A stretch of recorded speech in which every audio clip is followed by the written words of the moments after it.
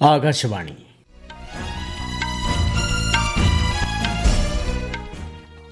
നമസ്കാരം. വാർത്തകൾ വായിക്കുന്നത് ദീപു എസ് എൽ.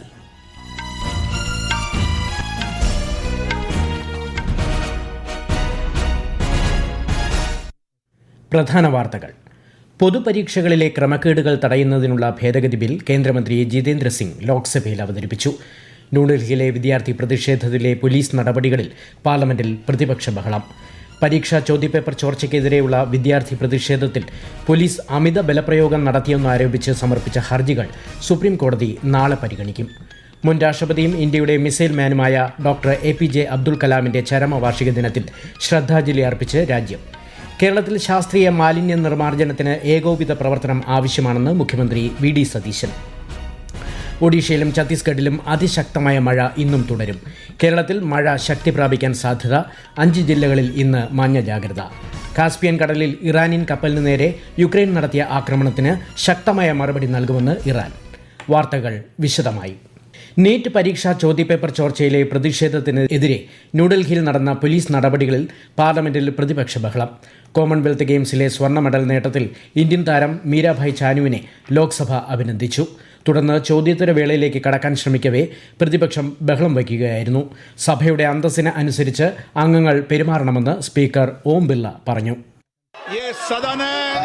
जो दुनिया का सबसे बड़ा लोकतंत्र है, इसकी मर्यादाएं और इसकी सारी व्यवस्थाओं की जिम्मेदारी सभी मान्य सदस्यों की है.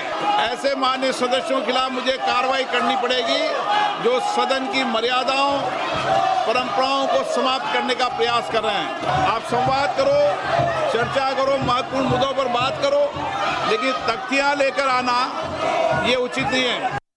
പ്രതിപക്ഷ ബഹളത്തിനിടെ കേന്ദ്രമന്ത്രി ജിതേന്ദ്ര സിംഗ് പൊതുപരീക്ഷകളിലെ ക്രമക്കേടുകൾ തടയുന്നതിനുള്ള ഭേദഗതി ബിൽ ലോക്സഭയിൽ അവതരിപ്പിച്ചു. രാജ്യസഭയിലും സമാനമായ പ്രതിഷേധം അരങ്ങേറി. ഇരുസഭകളും 2 മണിവരെ നിർത്തിവച്ചിരിക്കുകയാണ്. പരീക്ഷാ ചോദ്യപേപ്പർ ചോർച്ചയ്ക്കെതിരെ നടന്ന വിദ്യാർത്ഥി പ്രതിഷേധത്തിൽ പോലീസ് അമിത ബലപ്രയോഗം നടത്തിയെന്നാരോപിച്ച് സമർപ്പിച്ച ഹർജികൾ സുപ്രീം കോടതി നാളെ പരിഗണിക്കും. പ്രതിഷേധത്തിനിടെ ആക്രമിക്കപ്പെട്ട പോലീസ് ഉദ്യോഗസ്ഥരുടെ കുടുംബാംഗങ്ങൾ സമർപ്പിച്ച പ്രത്യേക ഹർജിയും ലിസ്റ്റ് ചെയ്ത മറ്റ് ഹർജികളും പരിഗണിക്കും. സമാധാനപരവും നിയമപരവുമായ പ്രതിഷേധത്തിനുള്ള അവകാശം ഭരണഘടനാപരമായി സംരക്ഷിക്കപ്പെട്ടിട്ടുണ്ടെന്ന് ചീഫ് ജസ്റ്റിസ് സൂര്യകാന്ത് നിരീക്ഷിച്ചു. സാങ്കേതിക വിദ്യാ വിദഗ്ധൻ നന്ദൻ നീലേക്കനിയുടെ അധ്യക്ഷതയിൽ പരീക്ഷാ പരിഷ്കരണങ്ങൾക്കായി ഉന്നതാധികാര കർമ്മസമിതി രൂപീകരിച്ചതായി പ്രധാനമന്ത്രി നരേന്ദ്രമോദി. രാജ്യത്തെ പരീക്ഷാ സംവിധാനം ശക്തിപ്പെടുത്താൻ ടാസ്ക് ഫോഴ്സിന്റെ ശുപാർശകളുടെ അടിസ്ഥാനത്തിൽ ആവശ്യമായ നടപടികൾ സ്വീകരിക്കുമെന്നും പ്രധാനമന്ത്രി പറഞ്ഞു.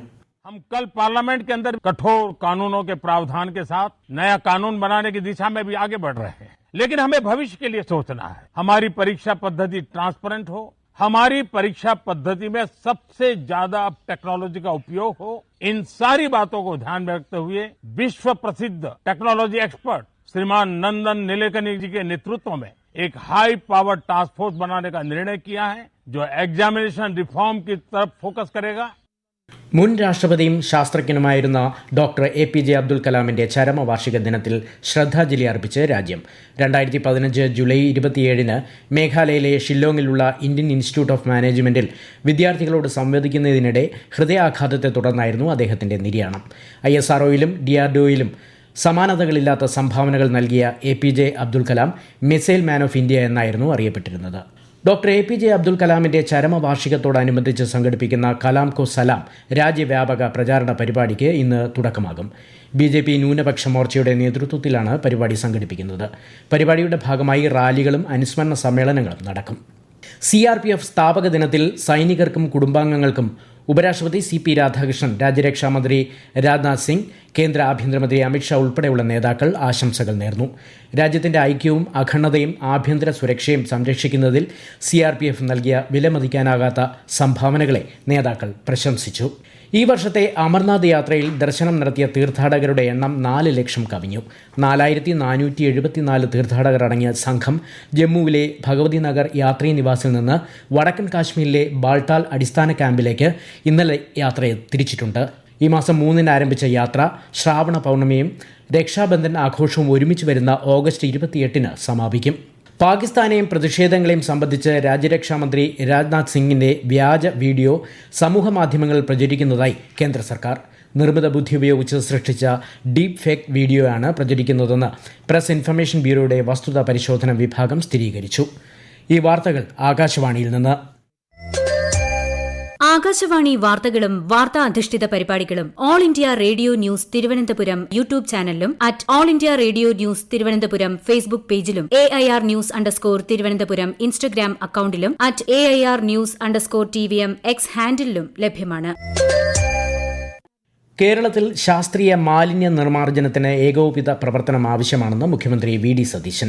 മലിനീകരണ നിയന്ത്രണ ബോർഡിന്റെ നേതൃത്വത്തിൽ തിരുവനന്തപുരത്ത് സംഘടിപ്പിച്ച ഖരമാലിന്യ പരിപാലന ചട്ടങ്ങൾ സംബന്ധിച്ച മേഖലാതല ശില്പശാലകളുടെ ഉദ്ഘാടനം നിർവഹിക്കുകയായിരുന്നു അദ്ദേഹം.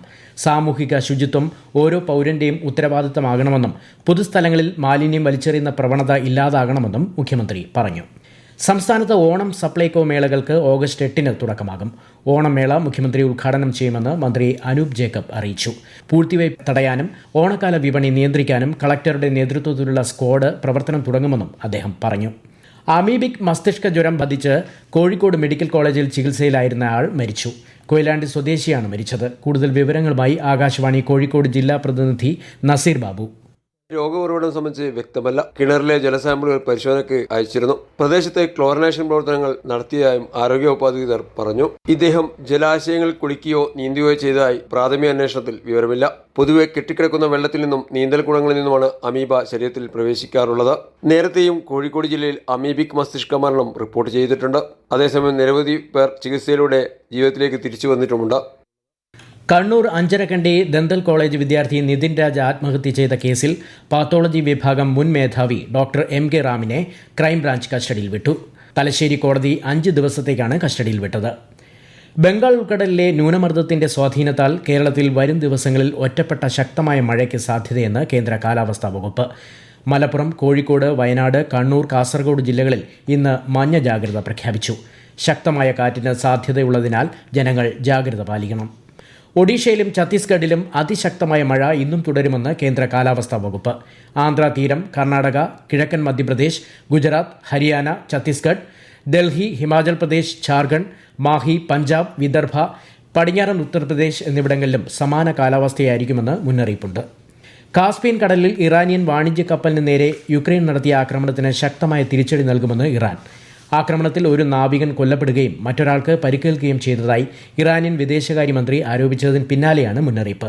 കാസ്പിയൻ കടൽ ഉൾപ്പെടെ റഷ്യയിലെ സൈനിക ലക്ഷ്യങ്ങളിൽ യുക്രൈൻ ദീർഘദൂര ആക്രമണങ്ങൾ നടത്തിയെന്ന യുക്രൈൻ പ്രസിഡന്റ് വൊളോഡിമിർ സെലൻസ്കിയുടെ പ്രഖ്യാപനത്തെ തുടർന്ന് ഇറാൻ പ്രതിഷേധം അറിയിച്ചിട്ടുണ്ട്. അമേരിക്ക ഇറാൻ വെടിനിർത്തൽ ചർച്ചകൾ പുനരാരംഭിക്കുമെന്ന പ്രതീക്ഷയിൽ പശ്ചിമേഷ്യ.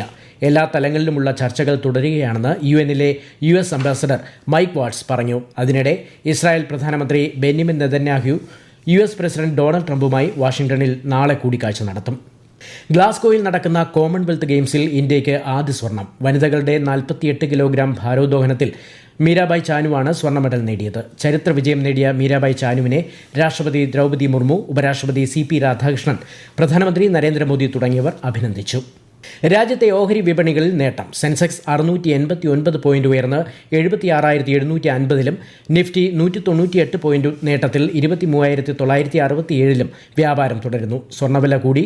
പവന് 680 രൂപ കൂടി 1,06,960 രൂപയും ഗ്രാമിന് 13,370 രൂപയുമാണ് ഇന്നത്തെ വില. പ്രധാന വാർത്തകൾ വീണ്ടും. പൊതുപരീക്ഷകളിലെ ക്രമക്കേടുകൾ തടയുന്നതിനുള്ള ഭേദഗതി ബിൽ കേന്ദ്രമന്ത്രി ജിതേന്ദ്ര സിംഗ് ലോക്സഭയിൽ അവതരിപ്പിച്ചു. ന്യൂഡൽഹിയിലെ വിദ്യാർത്ഥി പ്രതിഷേധത്തിലെ പോലീസ് നടപടികളിൽ പാർലമെന്റിൽ പ്രതിപക്ഷ ബഹളം. പരീക്ഷാ ചോദ്യപേപ്പർ ചോർച്ചയ്ക്കെതിരെയുള്ള വിദ്യാർത്ഥി പ്രതിഷേധത്തിൽ പോലീസ് അമിത ബലപ്രയോഗം നടത്തിയെന്നാരോപിച്ച് സമർപ്പിച്ച ഹർജികൾ സുപ്രീംകോടതി നാളെ പരിഗണിക്കും. മുൻ രാഷ്ട്രപതിയും ഇന്ത്യയുടെ മിസൈൽ മാനുമായ ഡോക്ടർ APJ അബ്ദുൽ കലാമിന്റെ ചരമവാർഷിക ദിനത്തിൽ ശ്രദ്ധാഞ്ജലി അർപ്പിച്ച് രാജ്യം.